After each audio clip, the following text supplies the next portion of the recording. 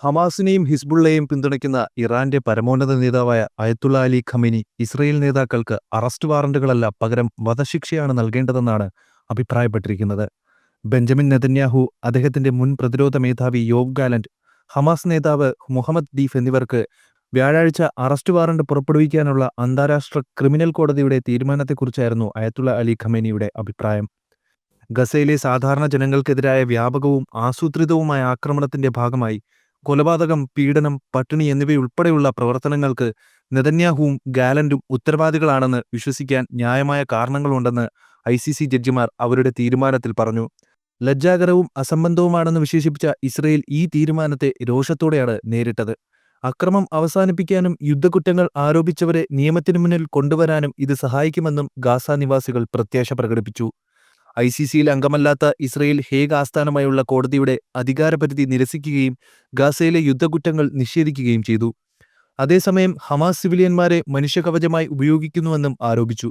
അംഗമല്ലാത്ത അമേരിക്കയും തീരുമാനം നിരസിച്ചു. ബ്രിട്ടനും ഇറ്റലിയും ഉൾപ്പെടെയുള്ള ചില പാശ്ചാത്യ രാജ്യങ്ങൾ നെതന്യാഹുവോ ഗാലന്റോ തങ്ങളുടെ രാജ്യങ്ങളിലെത്തിയാൽ അറസ്റ്റ് വാറന്റുകൾ മാനിക്കുമെന്നും പറഞ്ഞു. 2023 ഒക്ടോബർ 7-ന് ഇസ്രയേലിൽ 1200 പേർ കൊല്ലപ്പെടുകയും 251 പേരെ ബന്ദികളാക്കി കൊണ്ടുപോകുകയും ചെയ്ത ഹമാസ് നേതൃത്വത്തിലുള്ള കൂട്ടക്കൊലയ്ക്കിടെ ഇബ്രാഹിം അൽ മസ്രി എന്ന ഹമാസ് നേതാവ് ദീഫിനായുള്ള വാറന്റിൽ കൂട്ടക്കൊലകൾ ചുമത്തിയിട്ടുണ്ട്. ബലാത്സംഗം, ബന്ദികളാക്കൽ തുടങ്ങിയ കുറ്റങ്ങളും വാറന്റിൽ ഉൾപ്പെടുന്നു. ജൂലൈയിൽ നടത്തിയ വ്യോമാക്രമണത്തിൽ ദീഫിനെ വധിച്ചതായി ഇസ്രയേൽ പറഞ്ഞെങ്കിലും ഹമാസ് ഇത് സ്ഥിരീകരിക്കുകയോ നിഷേധിക്കുകയോ ചെയ്തിട്ടില്ല. ഹമാസ് ആരോഗ്യ മന്ത്രാലയത്തിന്റെ കണക്കനുസരിച്ച് ഇസ്രയേലിന്റെ പ്രത്യാക്രമണത്തിൽ 44,000-ത്തിലധികം ആളുകളാണ് കൊല്ലപ്പെട്ടത്.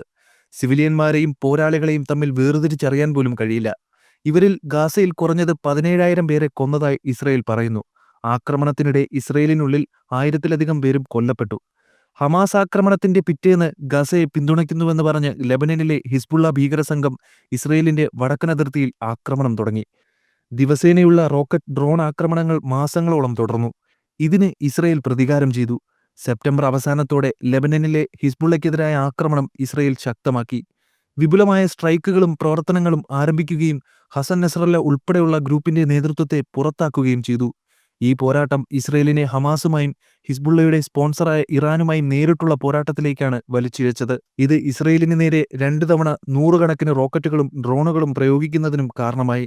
ഏപ്രിലിൽ നടന്ന ആദ്യ ആക്രമണത്തിന് മറുപടിയായി ഇസ്രയേൽ പരിമിതമായ രീതിയിൽ ആക്രമണം നടത്തിയതായി ആരോപിക്കപ്പെടുന്നു.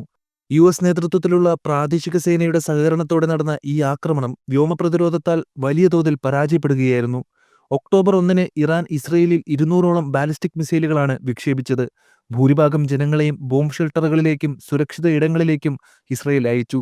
ഇസ്രയേലിനെതിരായ ആക്രമണം സൈനിക താവളങ്ങൾക്കും ചില പാർപ്പിട പ്രദേശങ്ങൾക്കും താരതമ്യേന ചെറിയ കേടുപാടുകൾ വരുത്തുകയും വെസ്റ്റ് ബാങ്കിൽ ഒരു ഫലസ്തീൻകാരന്റെ കൊലപാതകത്തിനും ഇടയാക്കി.